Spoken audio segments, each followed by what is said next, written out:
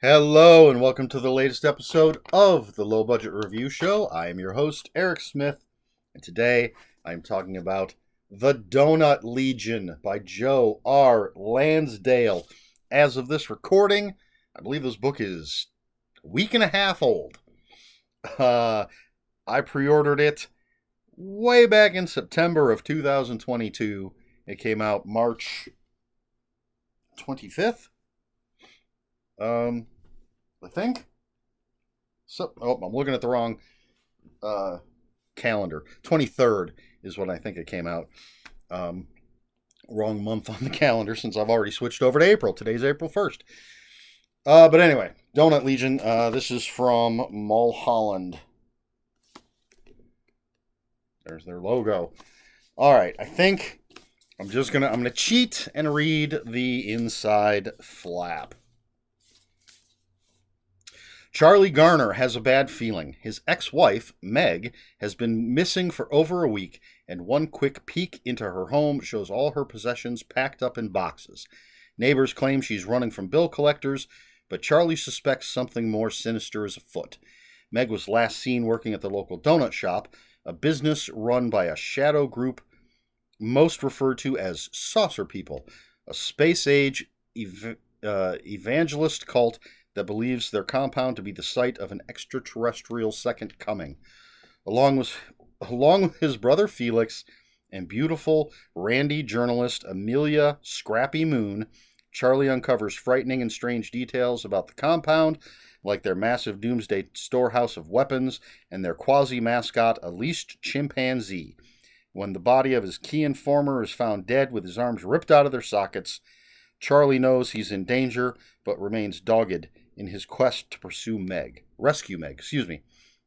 Burning with colorful characters and Lansdale's characteristic bounce, this rollicking crime novel examines the insidious rise of fringe groups and those under their sway with black comedy and glints of pathos. All right, so, and you can see there's a little UFO on the cover there. This takes place in Texas, of course, Nacogdoches, if that's how you pronounce it. Right off the bat, once again, I'm jumping in with my 5 out of 5 star rating. I don't always love everything Joe Lansdale has done. I think it's all good. Most of it is great, but there are some that would get a 4 from me. Everything he does can't be the greatest book ever written. But this one I would put up there. It stands with the Hap and Leonard books. It stands with Sunset and Sawdust, which is one of my absolute favorites of his, and Cold in July.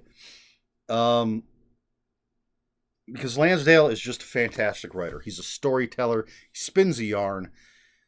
Charlie Garner, let me check again, is the person telling the story. It's in first person, and he's telling us this story in a straightforward manner.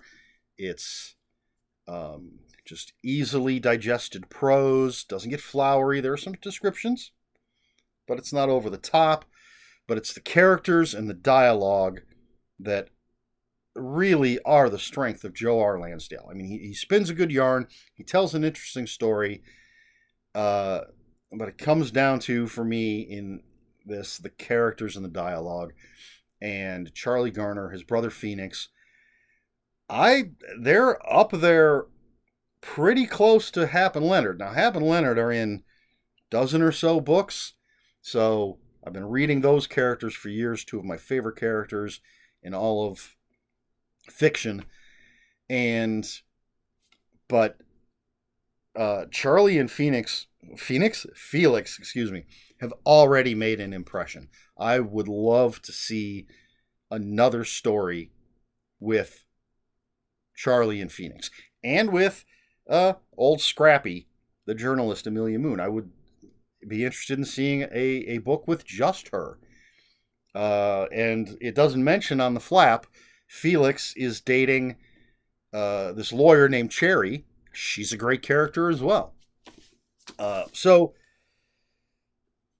As far as the story goes, obviously, I've read The Flap, but Charlie wants to look into this. Now, Charlie was a cop, then he became a private investigator. He quit that. He's now a semi-successful writer. He's he's written a book. Was optioned for a movie. He's got enough money.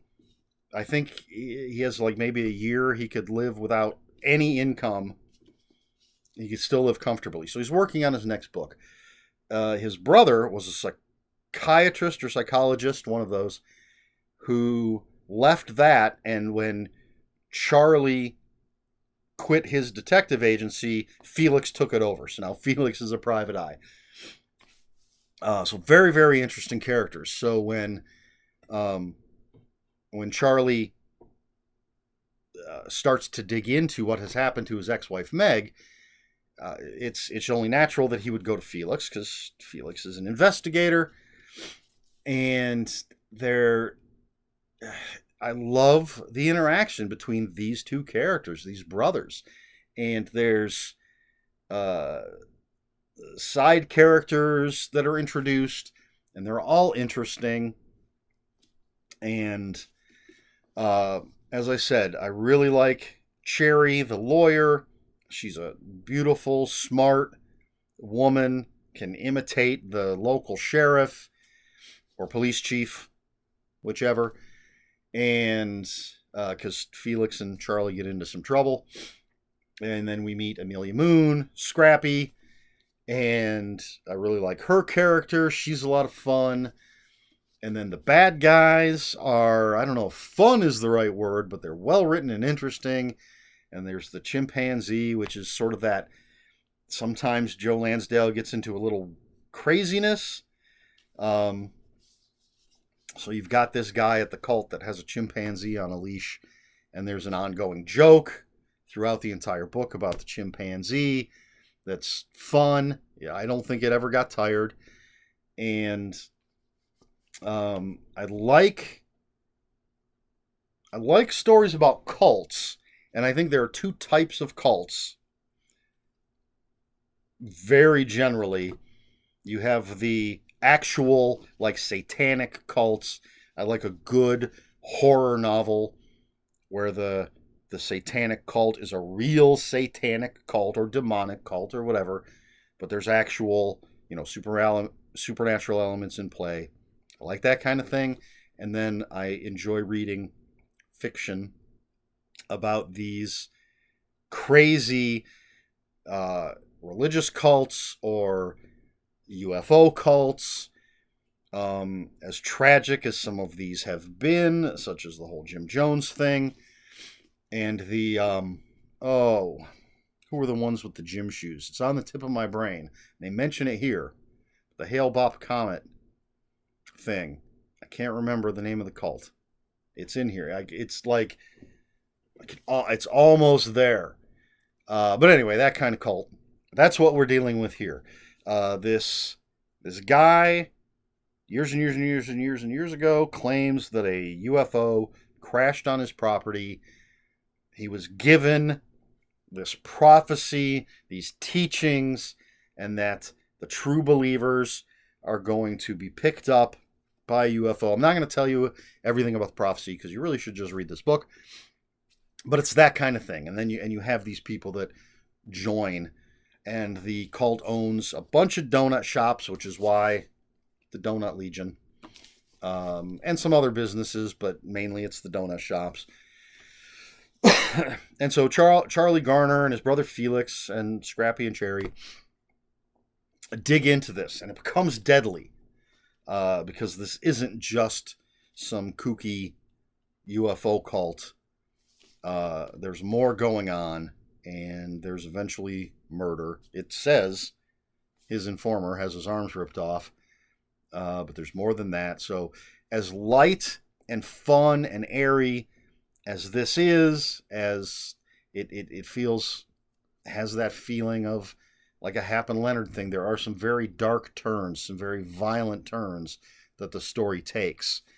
And it's just fantastic. It's everything I want from a book from Joe Lansdale, great characters, wonderful dialogue, a compelling story and mystery, and comedy and horror, not supernatural horror in any way, but still some horrific things. It's, as I said, it's 5 out of 5. This jumps up to the top. I'd have to actually do a count. I was going to say top 10 of my Joe Lansdale's favorites, but I'd have to actually, there's so many Joe Lansdale books. I can't guarantee that it's top 10, but it's up there. It's immediately up near the top of the list of my favorite Joe Lansdale books. I just had so much fun with this.